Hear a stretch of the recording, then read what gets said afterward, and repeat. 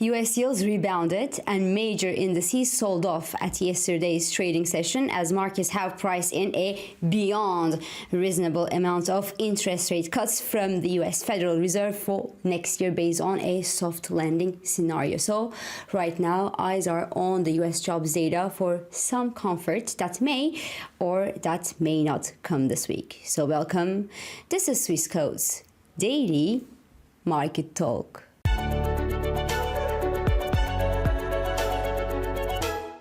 So financial markets were feeling the hangover from the November rally at yesterday's trading session. The week kicked off with a downside correction in many stock indices and the bond markets across the globe, whereas the bigger than expected slump that we saw in the US factory orders, soft growth numbers and British retail sales amid the Black Friday discounts even failed to boost the sales in Britain, and also an unexpected fall in Australian company profits. Well, last quarter could have all further boost the central bank dose and the rate cut bets at yesterday's trading session around the globe, but they did not do that. As a result, the US 2-year yield jumped to 4.66% level as the 10-year yield rebounded to 4.30% mark yesterday on awakening that the Fed rate cut bets and other central bank rate cut bets may have gone a bit too far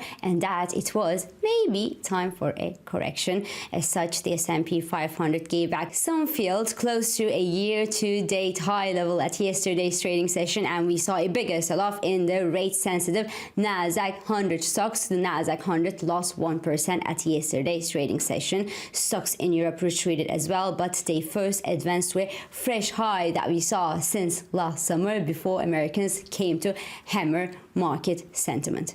In the FX markets, well, the US dollar jumped past this 200-day moving average at yesterday's trading session, and in precious metals, well, the ounce of gold saw a more than $100 sell-off after hitting an all-time high level on Monday's open. Now, the knee-jerk reaction of the market to yesterday's gold rally was so violent that it's made me think twice about the real potential of a significant rise in gold prices in the short run above that $2,000 psychological mark. Of course, gold's valuation is negatively correlated to the US yields as gold doesn't pay interest. Therefore, if we see the US yields continue to fall, there will be a natural appetite for holding the non-interest bearing gold. But if yields go up, which is my base case scenario in the short run after such a rapid and a significant fall in the month of November,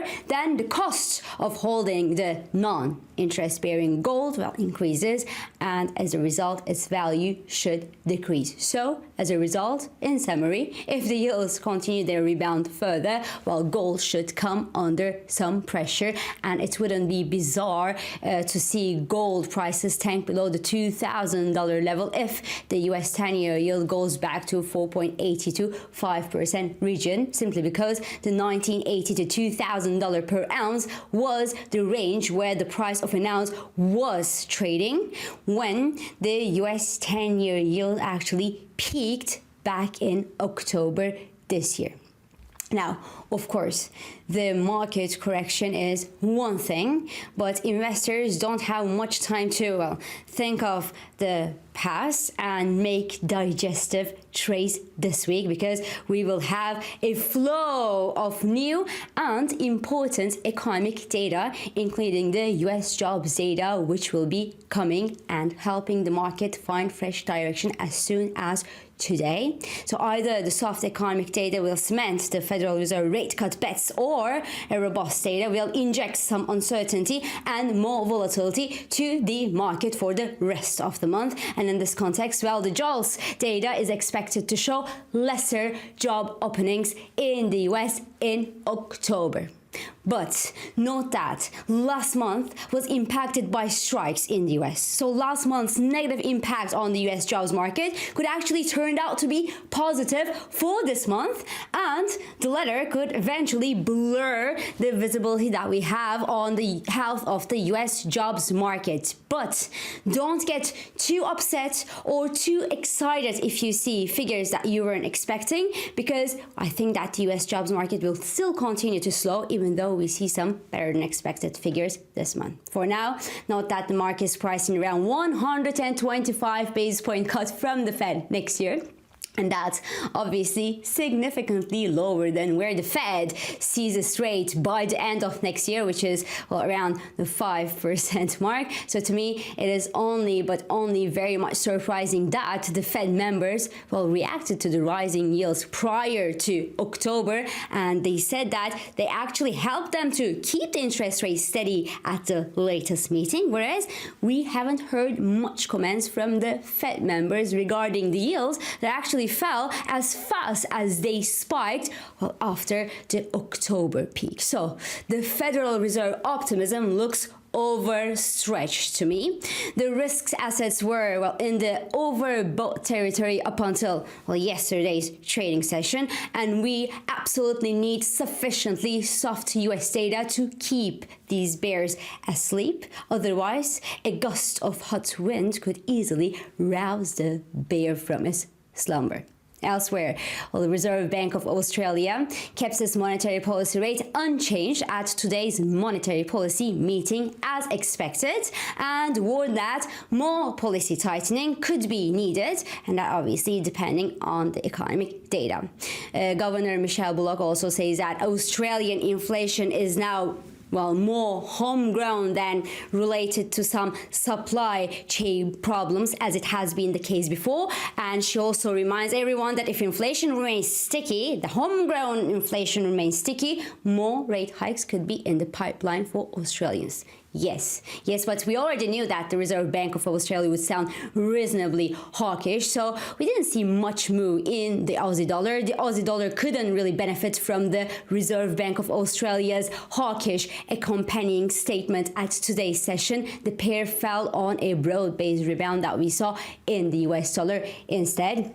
Now, elsewhere, the dollar-yen actually remained offered near its 100-day moving average, and that despite a softer than expected inflation read that came in Tokyo today, and also a disappointing sales of the 10-year Japanese government bonds. The euro dollar, on the other hand, tipped a toe below its 200-day moving average, and the pair tested the 108 support to the downside at yesterday's trading session. Now, besides the US dollar appreciation across the board, the easing Eurozone inflation, along with slowing European economies, boosts the dovish European Central Bank expectations. We know that, and the Eurozone's October producer price inflation and final services PMI data that are due today should actually print a further decline in the producer price inflation in the Eurozone and a continued contraction in activity in the Eurozone, as the Eurozone's GDP read that is due this Thursday will likely confirm a 0.1% contraction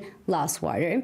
Now, coming back to the euro dollar, the pair actually sees support near the 108-108.20 range, which includes the 200-day moving average and the major 38.2% Fibonacci retracement on October to November rebound. But clearing this support range, which actually shouldn't be a big deal if the US dollar further corrects to the upside, should pave the way for an extended decline in the euro dollar toward the 107.30 level. Now, last but not least, the sell-off in crude oil continues. The barrel of US crude just slipped below the $73 per barrel level this morning at the time I'm talking here, as oil bears totally ignored the Saudi Energy Minister, Mr. Abdulaziz bin Salman's warning that, production cuts from the Saudi Arabia can absolutely continue past the first quarter of next year if needed. Now, I think at this stage of of the game. Saudi should just stop and wait and see for the dust to settle, because throwing threats and not seeing a market reaction is absolutely worse than just watching the prices go down, because prospects of slower global economy will likely help the oil bears hit their $70 per barrel target in the continuation of a solidly building negative trend at this moment. So this is all for today. I'm İpek Özkardeşkaya, and thank you for joining me, and thank you for all your beautiful and interesting comments.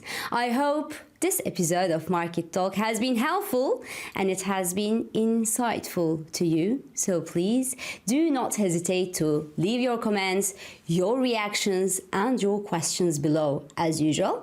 And follow us on Instagram, on X, and on LinkedIn for regular market updates. And subscribe to our YouTube channel for daily market comments. And please do not forget to hit the like button on these videos to let us know that you enjoy them. So I will meet you again tomorrow. And until then, good day trading.